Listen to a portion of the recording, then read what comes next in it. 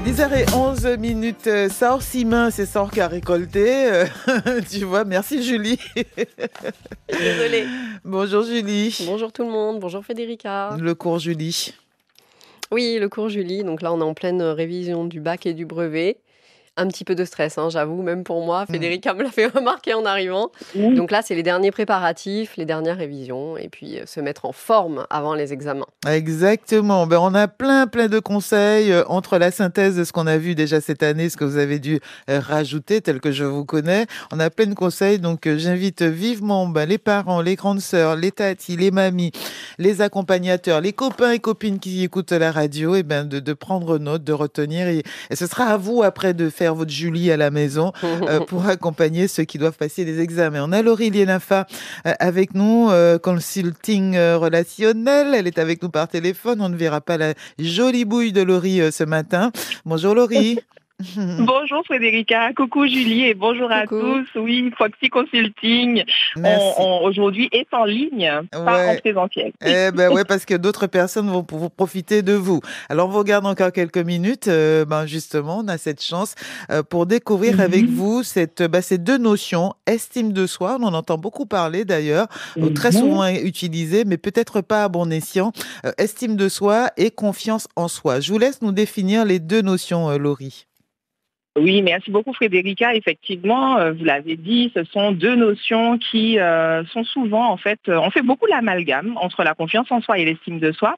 Ce sont effectivement deux notions qui sont fondamentales pour notre construction personnelle, mais elles ne sont pas synonymes pour autant.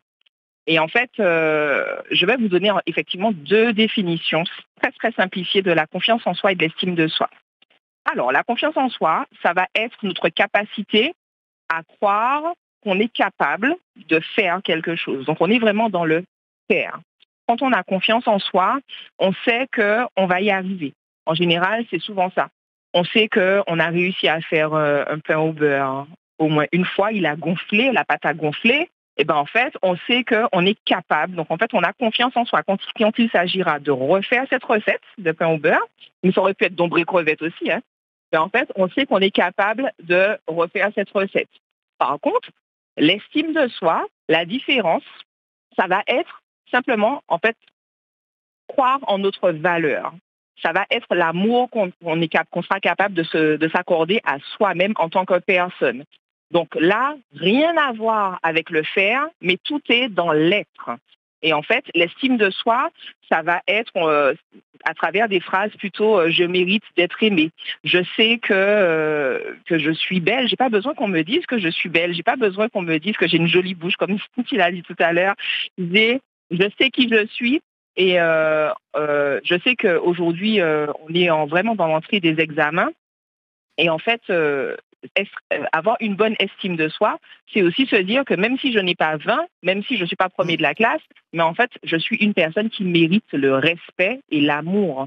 Et ça, c'est quelque chose qui est complètement différent de la confiance en soi. Ouais, toi, tu as confiance en soi, je suis capable de faire ce pain au beurre, et puis estime de soi. Moi, pas qu'à mettre tes pains au beurre en bouche, moi. Moi, je veux croissant. C'est pas possible, Federica. J'ai besoin de pain au beurre.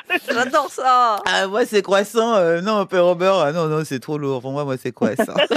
C'est encore pire, il y a encore plus de beurre, je crois. Oui, tout à fait. Allez, la différence entre les deux. Alors, une question à se poser, voilà, pour...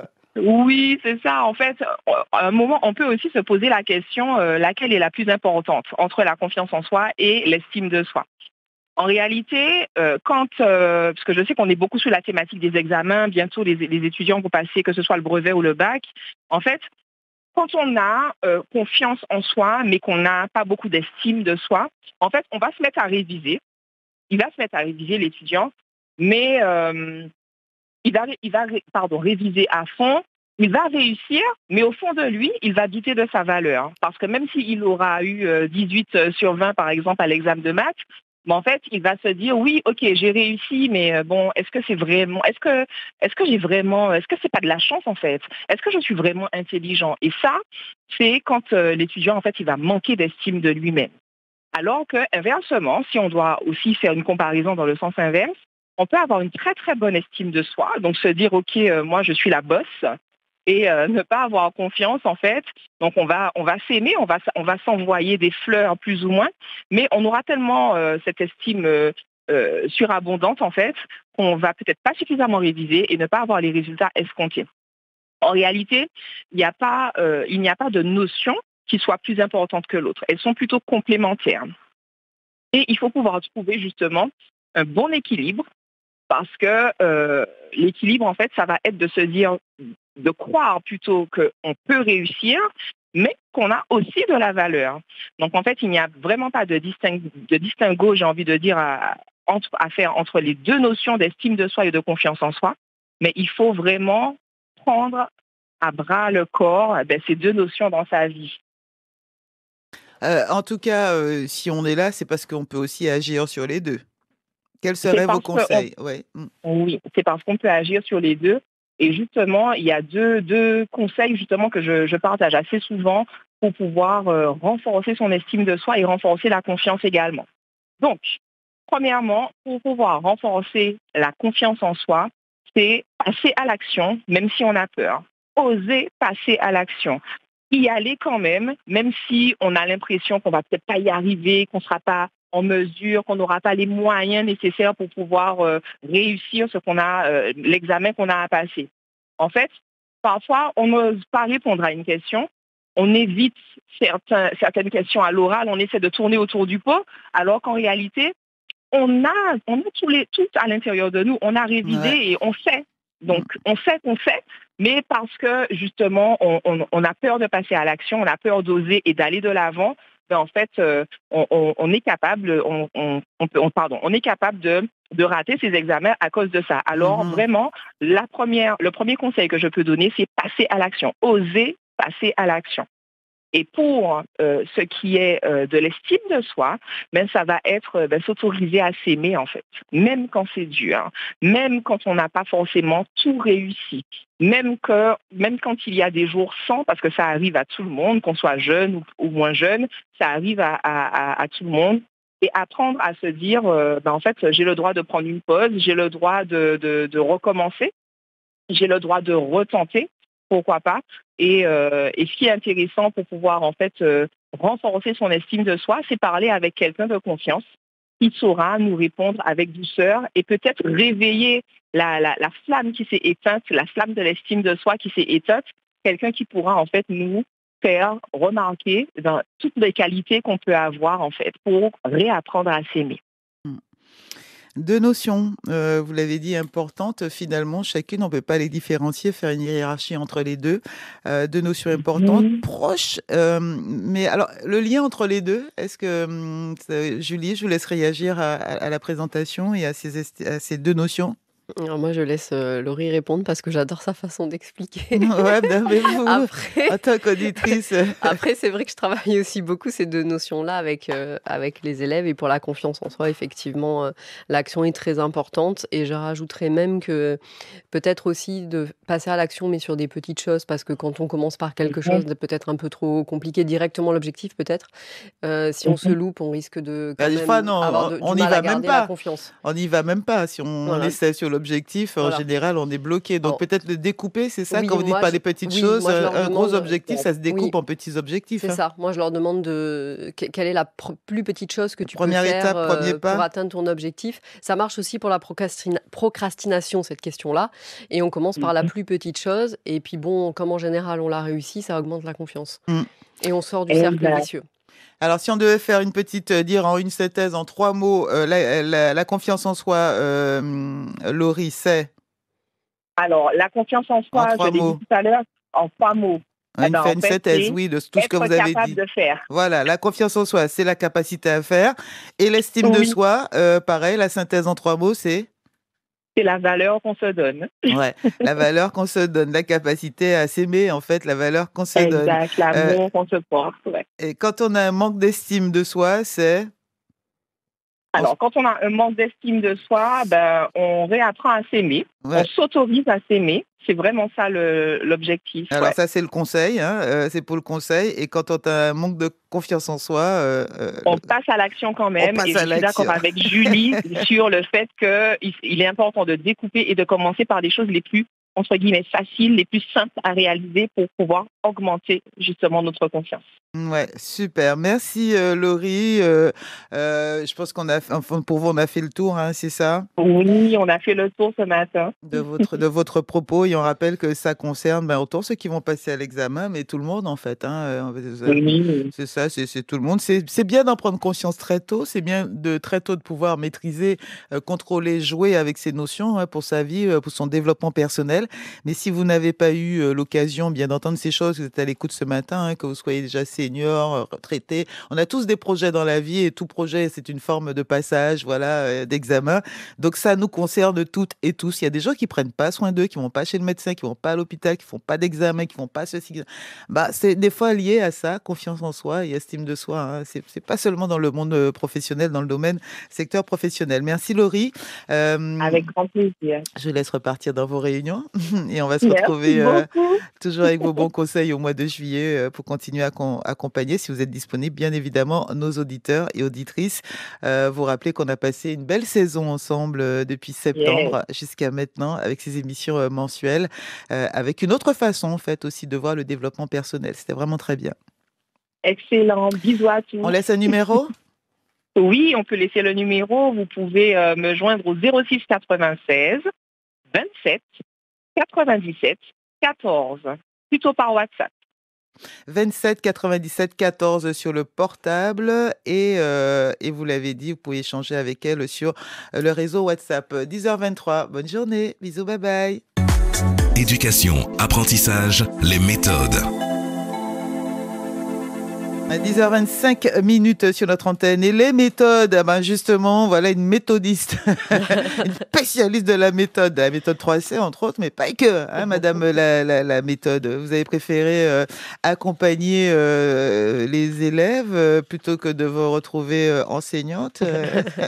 Enseignante, j'aurais accompagné aussi, peut-être d'une autre façon. Mais en fait, moi, ce que j'apprends à mes élèves, c'est ce qui m'a manqué pendant mes études.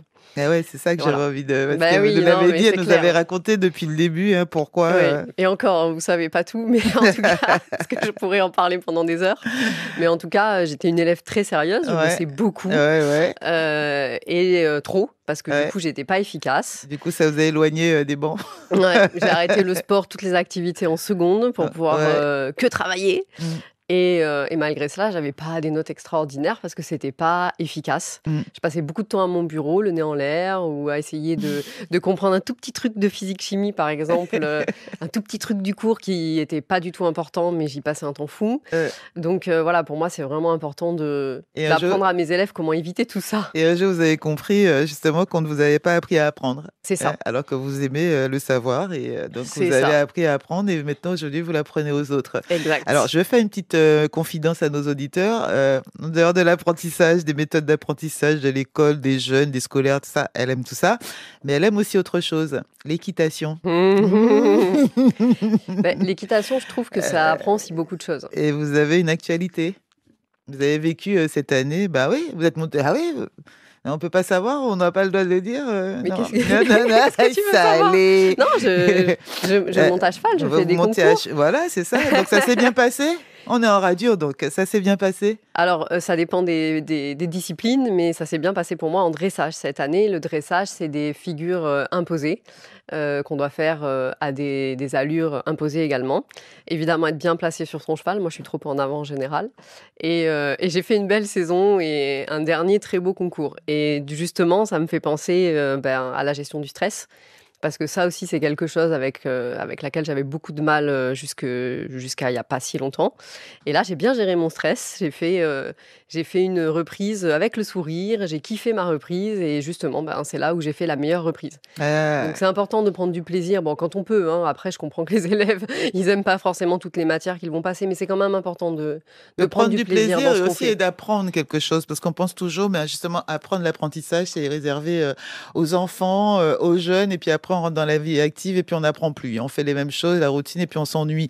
Mais quand pour ceux qui nous écoutent, oui, à 50 ans, tu peux décider, tiens, j'ai toujours eu envie envie de faire du cheval, pourquoi ne pas m'y mettre? J'ai toujours eu envie de jouer à la guitare, au piano, pourquoi ne pas m'y mettre? Et ce que je disais, j'insiste, tout ce qui est méthode d'apprentissage, ça vaut pour tout, hein. J'avais une technicienne, une collègue, un jour on parlait, je sais plus, du CFA, et elle me disait oui, elle avait envie de faire de la plomberie, voilà, et pourquoi pas, elle va s'inscrire au CFA pour apprendre à faire de la plomberie, ne serait-ce que pour le faire chez elle, ça veut pas dire pour devenir plombier. Et c'est important de s'ouvrir à ça, et on peut s'apercevoir très très vite, eh bien, qu'on vieillit pas. Et tant qu'on apprend, on vieillit pas, parce qu'on se rend compte que voilà, c'est pas limité à ça y est, j'ai eu mon bac, mon métier, ça y est, et j'attends la pente descente, quoi. Là, on peut apprendre à tout âge. Il y a beaucoup de gens qui font des formations, effectivement. C'est vrai, c'est pour ça que j'avais Moi, j'ai 2 formations en cours en ce moment. Des conseils pour bien se préparer à l'examen. Le bac arrive, le bac français aussi, c'est quasiment demain, les brevets aussi. Quels sont vos conseils? Comment on fait? On va noter, on va prendre des notes. Oui, tout à fait, parce que là, en général, on fait tout le contraire de ce que je vais dire. Enfin, en tout cas, moi, je faisais tout le contraire de ce que je vais vous dire. Donc, je sais que c'est pas facile de suivre ces conseils. Maintenant, si vous arrivez à en suivre un tout petit peu, vous allez voir que ça va changer beaucoup de choses pour vous. Pour la petite histoire, je me suis endormie la dernière épreuve de mon baccalauréat, l'épreuve d'allemand, parce que j'étais tellement stressée que je dormais pas la nuit. Donc, je vais essayer de vous éviter ça. J'ai quand même eu la moyenne en allemand, mais enfin, c'était juste. Je me suis réveillée à temps. La première chose, c'est de faire un programme de révision. Alors, ceux qui passent le français demain, c'est un peu tard, mais là, je vais donner les conseils pour la veille de l'examen. Mais pour la semaine prochaine, ceux qui passent les épreuves de spécialité et la fin du mois, les élèves de 3e qui vont passer le brevet, c'est important de cibler ce que vous avez besoin de réviser. C'est pas, je me lève le matin, puis tiens, je vais réviser. En plus, quand c'est comme ça, en général, on fait rien du tout parce qu'on sait pas par quoi commencer. Et rien que ça, déjà, ça nous démotive. Donc, il faut un programme avec des listes, avec des priorités. Les choses que vous savez déjà faire, moi, je vous conseille de refaire des exercices quand même pour être au point. Et éviter de faire, de commencer des choses compliquées au dernier moment parce que vous ne serez pas au point pour le jour J.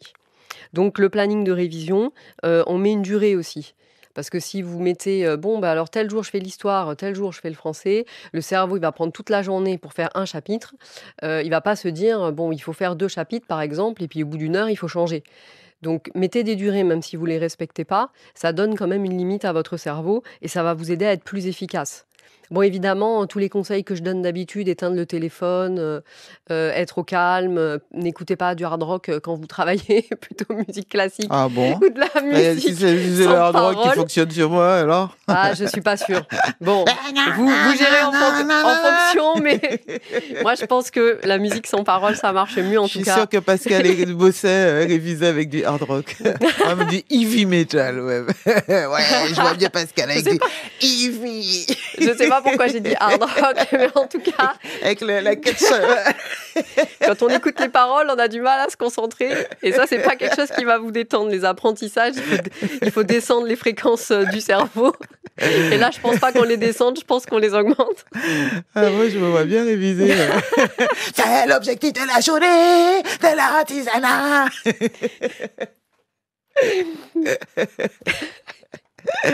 Alors, petite musique douce. Plutôt classique. Ouais, musique douce, c'est mieux. Enfin, après, vous allez gérer. Il y en a qui préfèrent travailler sans musique. Mais en tout cas, être focus sur ce que vous faites. Après, ça, ok, mais bon, les examens, c'est quand même bientôt. Là, pour moi, le plus important, c'est quand même de bien dormir. Bon, on en parle après. Non. Et de se détendre. Bien dormir, manger équilibré et se détendre. On développe ça dans quelques instants. MVLS. Éducation, apprentissage, les méthodes. Moselle Julie Kassouri. Moi, si vous avez, ceux qui nous écoutent, vous avez peut-être un enfant, un neveu, une nièce, un filleul, une filleule qui va passer demain le bac de français. Écoutez bien, vous pouvez quand même me poser une petite question à Julie si vous le souhaitez au 63 23 23. Ceux qui passent le bac la semaine prochaine aussi, ceux qui passeront le brevet, brevet des collèges, brevet... DNB, on dit maintenant. Là aussi, n'hésitez pas à nous dire aussi, parce qu'elle a ses méthodes. méthode qu'elle propose à tous les parents, à tout le monde ce matin, mais peut-être avez-vous trouvé la vôtre, peut-être avez-vous testé une méthode employée par des Coréens, je sais pas, des Japonais ou une méthode africaine, ancestrale africaine, je ne sais pas. Donc n'hésitez pas à partager avec nous 63 23 23. Julie mettra ça dans son petit cahier et elle va pouvoir l'expérimenter de son côté. Alors vous nous avez dit bien sûr qu'il était important de bien dormir. Bien sûr la veille, de manger équilibré. Donc pas que la veille, hein, bien dormir. Oui, mais c'est toute l'année, mais là on est, c'est même pas, j'ai envie de dire tout le temps. Même. Non, mais là, j'ai encore des élèves qui se couchent à minuit, 1h et qui se lèvent à midi et qui me disent je suis fatiguée. Donc, ouais, non, les heures avant minuit, elles comptent double. Donc, je sais, j'arrête pas de le répéter. Hein, je radote un peu, hein, mais je crois que c'est comme ça aussi que ça rentre. Donc, je leur dis beaucoup ça.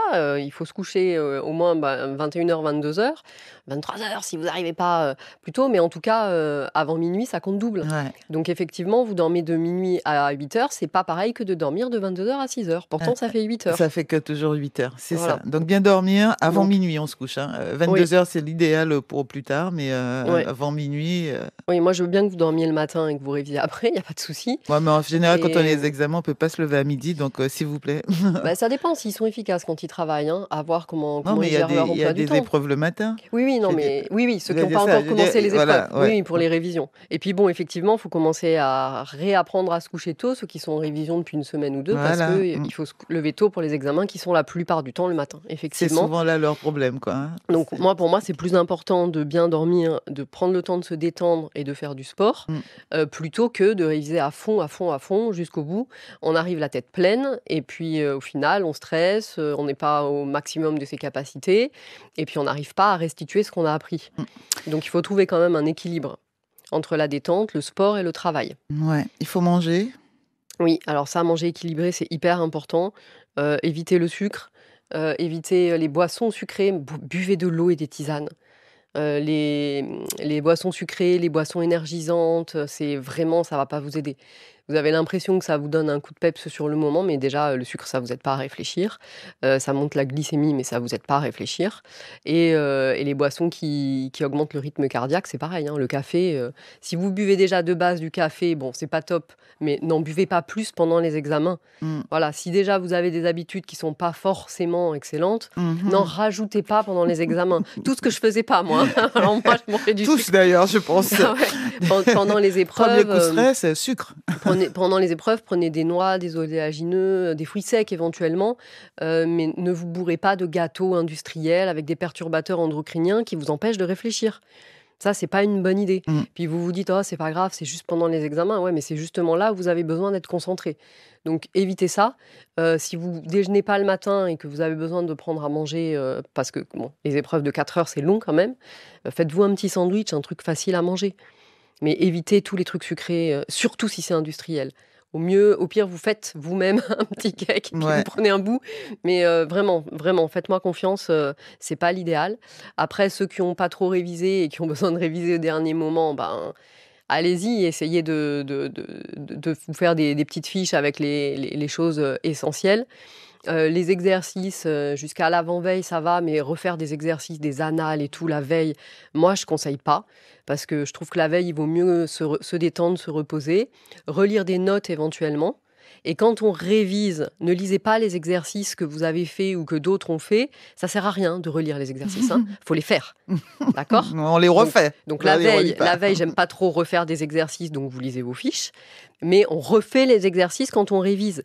J'arrête pas de le dire et j'ai encore des élèves j'en ai un qui m'a dit hier, j'ai relu les exercices. Oui, mais tu les as relus, tu as compris, mais tu sauras jamais le refaire. Enfin, il y a peut-être 1% de la population qui lit et qui sait refaire. Peut-être. Mais il vaut mieux refaire et ça nous permet de juger, d'évaluer de nouveau si on a bien saisi en fait. Quoi. Mais si on a intégré. C'est ça, et puis il faut que le cerveau et puis on voit les aussi. erreurs et puis comme ça on va retenir, en se corrigeant, voilà. on remémorise la bonne pratique. Voilà, les erreurs, c'est le 4e pilier d'apprentissage, se tromper. Alors, se détendre, quand tu dis se détendre. Oui, alors se détendre, en fait, les interactions sociales, par exemple, ça fait partie de l'apprentissage. On a parlé du sommeil, on va parler du sport, et évidemment, réviser, hein.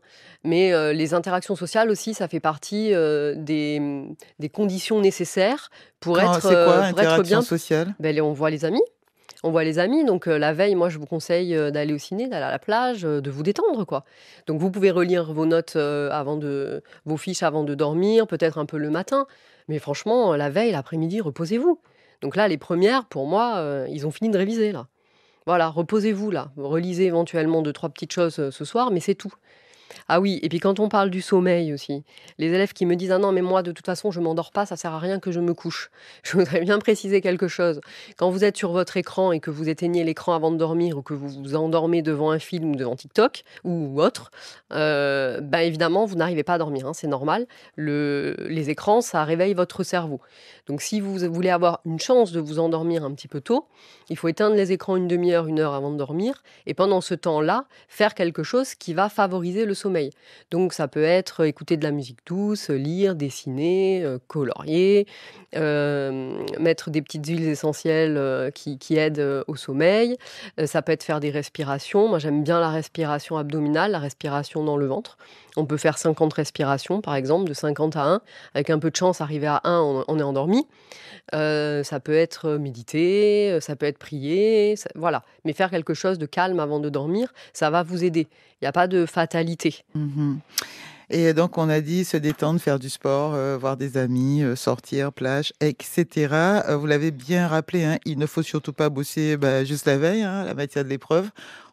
Autre Non. chose à la rigueur, mais pas celle de Oui, la veille, oui, c'est ça? à la Et pas du limite. lendemain, ouais. À la limite, oui, la veille de la philo, vous pouvez Mmh. bosser l'épreuve de spé qui arrive mardi ou mercredi. Mmh mh. Mais la veille de la philo, refaire un sujet de philo, pour moi, c'est pas Ça va intéressant. embrouiller le cerveau. Mais oui, ça embrouille et puis si vous vous trompez, vous allez stresser, vous allez perdre votre confiance en vous, Ouais. ce dont Ouais, a avec parlé Laurie Laurie, tout à ouais. l'heure. Donc ça, c'est pas une bonne idée. Mmh. Par contre, faire du sport, ça oui. Ouais, ça, c'est bien. Ouais. Faire du sport, ça va vous aider à vous endormir le soir Vous avez aussi, bien hein. entendu les parents. Donc, si vous les voyez en train de jouer, de s'amuser la veille de l'examen, ils sont pas fous.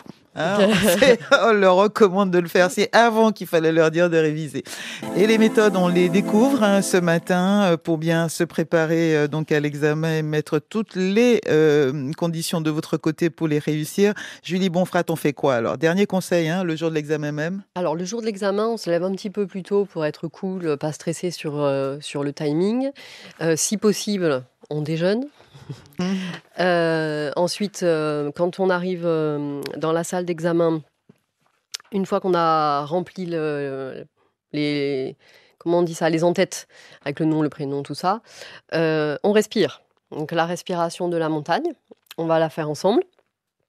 Une fois que vous avez fait votre respiration, sachez que vous pouvez la refaire pendant l'épreuve si à un moment donné vous stressez.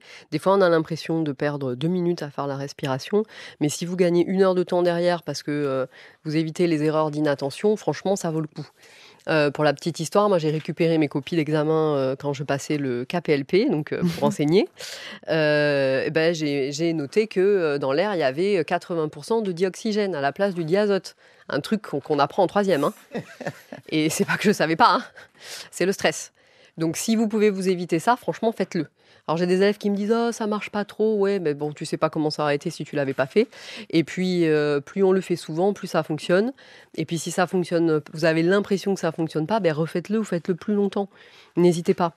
Après, parcourez le sujet avant de démarrer. Parce qu'il faut savoir ce qu'on attend de vous, combien il y a d'exercices, savoir combien de temps vous allez passer à peu près par exercice pour pas perdre trop de temps sur un exercice. Je trouve ça vraiment dommage de ressortir de l'épreuve en n'ayant pas tout lu et en n'ayant pas fait des questions peut-être simples que vous auriez pu faire facilement, rapidement, par manque de temps. Donc lisez tout avant de faire. Et moi, je conseille de commencer par ce que vous préférez. Parce que au moins ça c'est fait, normalement c'est fait assez rapidement et puis vous verrez pour le reste juste après. Et quand vous lisez, vous pouvez aussi prendre des notes, notamment en mathématiques. Moi j'aime bien noter les formules, qu'est-ce que je vais faire sur la copie avant de commencer. Ouais, elle note tout le temps, celle-là. Alors, vous l'avez dit que vous allez nous montrer comment faire cette respiration de la montagne. Et Pascal nous a rejoint pour, avec moi, voilà. Moi, je veux. Voilà, on va faire la Bien sûr, respiration de la montagne. Alors, comment on fait C'est ma ça? respiration préférée, hein, j'en parle tout le temps, je sais, mais c'est ma respiration préférée. Il va adorer ça. Je la fais avant de venir. Tiens, je ne l'ai pas faite ce matin. Je la fais avant toutes mes compétitions d'équitation. Pour venir à la radio. Oui, c'est vrai. Donc, non, je l'adore, vraiment, je l'adore. Donc, on y va. Les pieds à plat au sol, les mains sur les jambes. Oui, fermez monsieur. les yeux, relâchez les épaules. La tête est dans l'axe de la colonne vertébrale. Ouais. Vous imaginez une montagne en face de vous et tout à l'heure, lorsque vous allez inspirer, vous allez imaginer que l'air entre par la narine gauche et qu'en même temps, vous grimpez du côté gauche de la montagne. Ensuite, vous allez imaginer que l'air redescend du côté droit et que vous redescendez du côté droit de la montagne. Le sommet de la montagne, c'est le sommet du front. On y va ensemble. On y va. Inspire à gauche, l'air remonte jusqu'au milieu du front. Alors, on ne bouge pas la narine, hein, Non. on n'émet pas. On C'est vraiment, imagine. on visualise. Pascal, je t'ai vu avec ta Mais main. non, Non, tu imagine. bouges pas la narine. allez, bouge. Federica, t'es pas sympa. Hein. Les auditeurs n'avaient pas vu. Hein. Moi non plus, j'avais les yeux Non, fermés. mais moi, je les vois le faire chez eux. Donc, Non, mais on c'est vrai, visualise. c'est vrai. On visualise. On visualise. Le cerveau ne fait pas la différence entre ce qu'on imagine et la réalité. Donc, les mains sur les jambes. Inspire à gauche, l'air remonte jusqu'au milieu du front. Expirez à droite, l'air redescend du côté droit de la montagne. Inspirez à droite. Expirez à gauche. Un peu de sérieux sur le plateau. Inspire à gauche. Moi, j'ai du mal à grimper la montagne. Expire à droite. J'ai oublié mes pieds. Inspire à droite. Expire à gauche.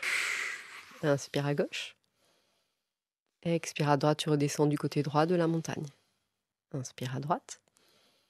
Expire à gauche. Garde les yeux fermés. Tu sens l'air qui entre et qui sort par les deux narines. Il fait froid. Tu sens le calme et la détente dans ta tête et dans ton corps. Et sur la prochaine inspiration, tu ouvres les yeux.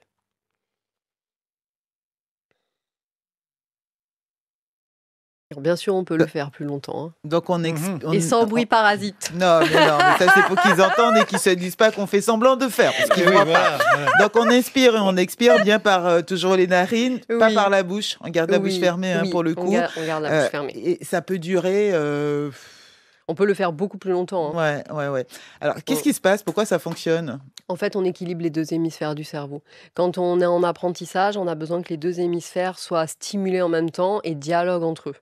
Et ça, on peut le faire avec des mouvements croisés. Bah là, c'est comme un mouvement croisé, finalement. Et c'est pratique parce qu'on n'est pas obligé de fermer les yeux. Hein. Le jour d'un examen, on peut juste regarder la table. Moi, je le fais à cheval, hein, ça. Hein. Avant que ce soit à mon tour, je suis au galop, je suis en train de faire ma respiration. Hein. Donc, voilà. Donc, c'est facile à faire. Et ça fonctionne très bien parce que ça détend. Et en plus, donc, comme on équilibre les hémisphères du cerveau, on est beaucoup plus concentré. Donc, plus focus sur ce qu'on fait. Voilà. Et puis, beaucoup moins d'erreurs d'inattention. Ça fonctionne vraiment bien, je vous garantis. Hein. Et il n'y a pas d'âge hein, pour pratiquer. Non. C'est vrai que je dis, on s'adresse là aux étudiants, aux lycéens, aux collégiens et tout. Mais bon, les plus petits. L'inspiration de la montagne aussi, tout le monde ça le les fait. calme. Et les plus tout âgés, le monde le fait. Ça fonctionne aussi. Vous le sur faites avant un événement stressant, avant un entretien d'embauche, avant un match de foot, n'importe. Ça va fonctionner. C'est très très bien. Alors justement, avant qu'on refasse peut-être une synthèse pour repartir, j'aimerais vous dire qu'on a retrouvé des papiers, c'est ça? On a eu un appel pendant que nous étions avec Maître Moriès, Pascal.